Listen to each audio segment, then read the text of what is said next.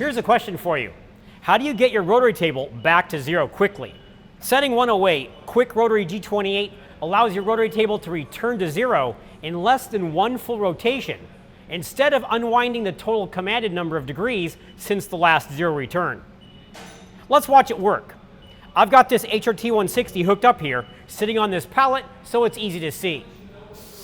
Now say I'd commanded a series of 270 and 90 degree A-axis rotations for a total of around 3,800 degrees in the positive direction.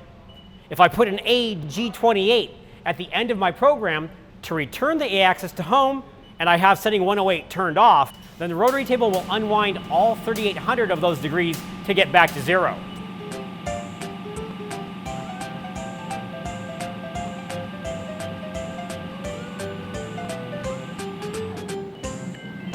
On the other hand, if I have setting 108 turned on, then when I command the A-axis G28, the unit will rotate and stop as soon as it reaches the home switch, stopping in less than one full rotation. And that's it. Setting 108 gets your rotary back to zero quickly. Thanks for watching.